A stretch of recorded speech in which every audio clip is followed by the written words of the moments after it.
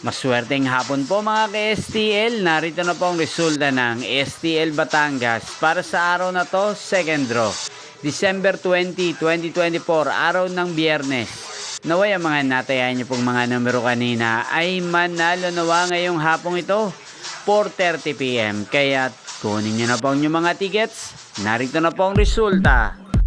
Ang mga numerong nanalo sa STL Batangas ngayong hapong ito, December 20, 2024, 4:30 PM. Second draw result, 14 at 9 in exact order. Sa lahat po ng tumaya kanina sa STL Batangas para second draw ng 14 at 9, congrats po sa inyo. Panalo po kayo. Again, 14 at 9. At ngayong hapong ito sa STL Batangas, shoutout po natin si Ate Mel.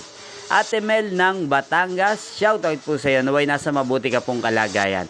At sa lahat po ng mga taga Batangas yan, shoutout po sa inyo. Lalong-lalo na po sa aking mga subscribers na walang sawang nanonood ang aking mga videos. Shoutout po sa inyo. Inyo pong napanood ang resulta ng STL Batangas sa channel na to, Roderick Hernandez TV. Magkita-kita pong muli tayo mamayang alas 8:30 ng gabi dito po sa channel na to.